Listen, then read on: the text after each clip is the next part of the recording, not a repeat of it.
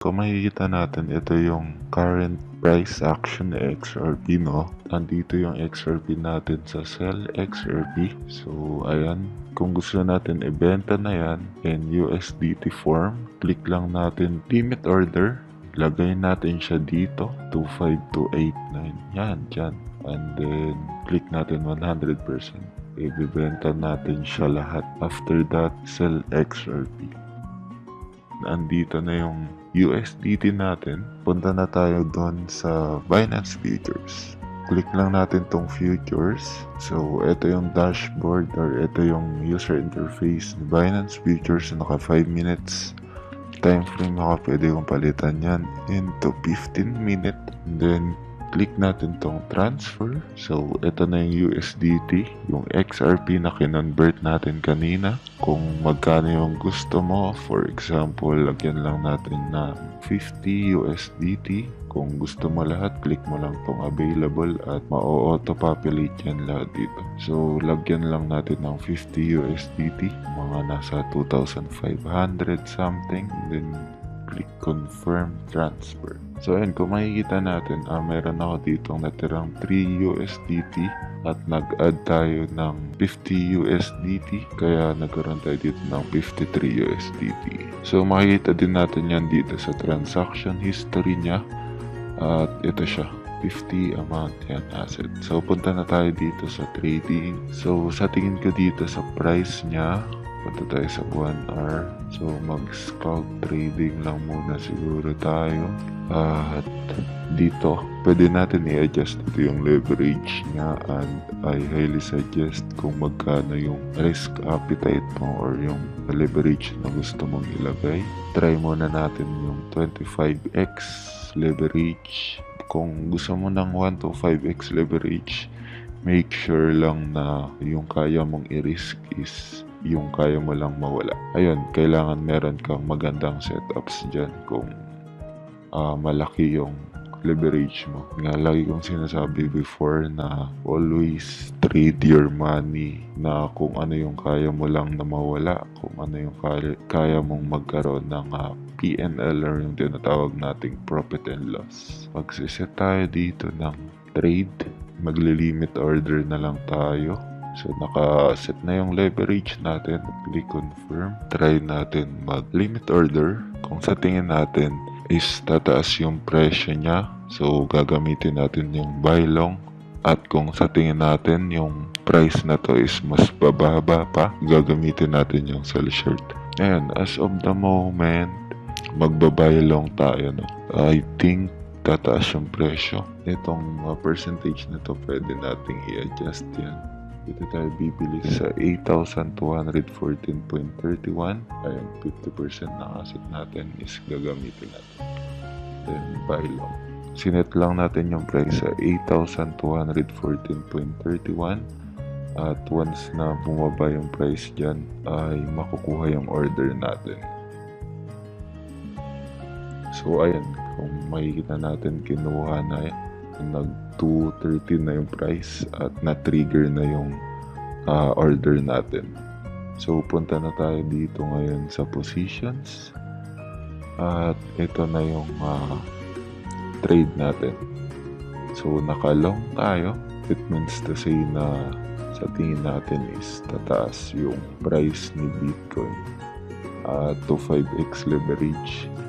Kung tataas man yan ng 1%, so, ayun, clinic ko pala tong trading view and then itong tool na to. Kung sakaling tumaas yan ng 1%, ganyan, yung magiging profit natin is 25%.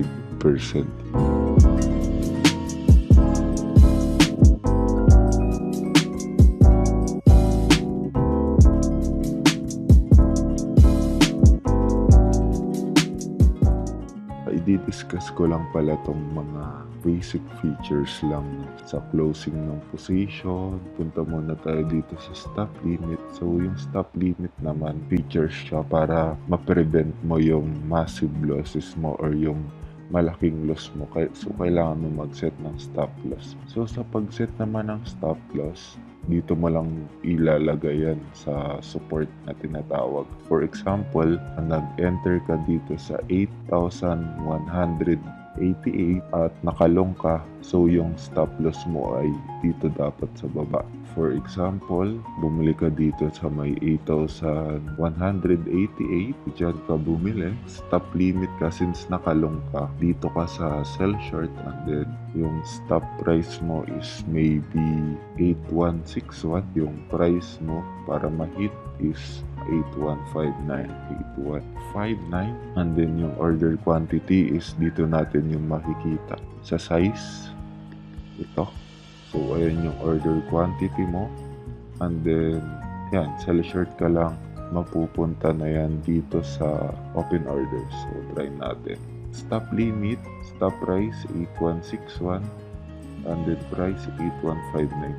So i-discuss ko lang tong stop price na it's a trigger price para itong 8159 is mapunta dito sa order book natin.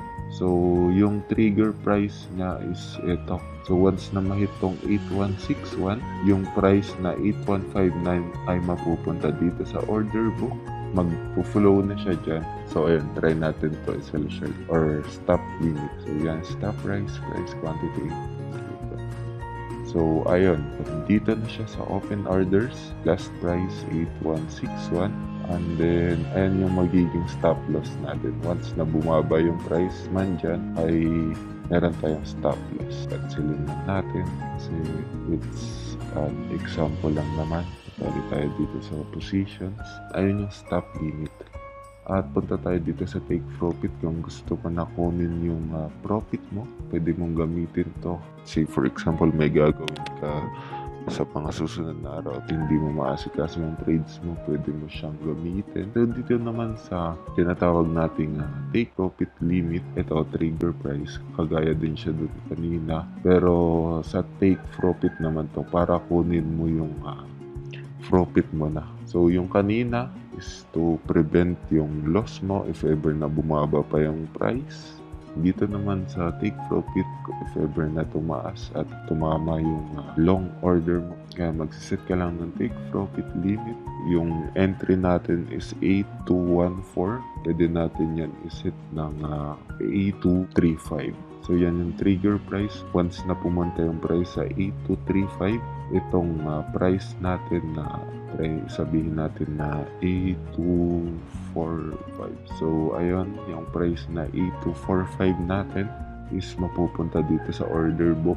At once na mahit yung 8245 na yan, matitake profit or kuklose na yung position mo at meron ka ng giging profit after that. Sa size, kagaya din yan dito. Ayan na yan, and then sell short tayo since take profit. Sell short, kung makikita natin, nandito yan ulit sa open orders, trigger price, last price, condition, ay makikita din yan lahat na information dito. Order type is take profit limit. Kung kanina yung order type natin is stop limit, makikita din yan yung information dyan. So ayun, pwede din pala natin siya dito i-TP. Yung kaibahan lang dito sa take profit limit, dito once na nag-close position ka, so for example nakalong ka, dapat mas mataas sa entry price yung take profit mo. Sabihin natin na 8235. So ayan, i-limit lang natin yan and then sell short. So meaning to say, after that, lahat to mako-close. So, sa open orders, makikita natin, andyan, 8235. Dito kasi pwede nating hatiin sa take profit limit. Pwede nating hatiin tong position size natin na 0.081. So, sabihin natin na mga ganyan, 0.04. Yun yung kaibahan niya dito. Sa take profit limit, pwede mong hatiin. After that, may matitira ka pa if ever na mahit man yung position na yun. Kagaya niyan, sell short natin.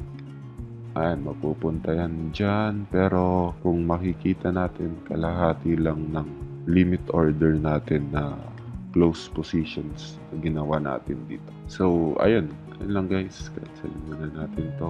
At maya-maya, i-close natin tong position natin. Kung tingin natin is non-profit tayo. A few moments later.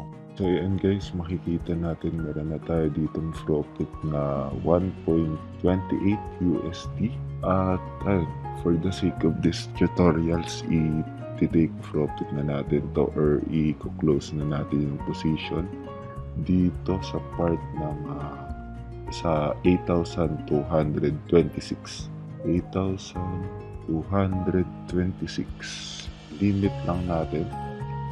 So ayun, it means to say na once na ma-reach yung 8,226, so ayun na nga, 0.86 maku-close. So ayun, nakita natin nag-close na yung take profit natin at mas lalo pang tumaas yung price, pero sabi nga nila profit is profit, so mas lalo pa siyang tumaas. So ayun, unrealized PNL natin is 1.02 USD. Ayun guys, kung advance na kayo, mas naintindihan nyo yung kung paano mag-work yung trading, may mga better setups na kayo, pwede nyo itong taasan yung leverage nyo, pero nasa sa inyo pa din kung magkano kaya nyo pinaka-risk appetite nyo. Siguro ayun lang guys, maraming salamat sa panonood.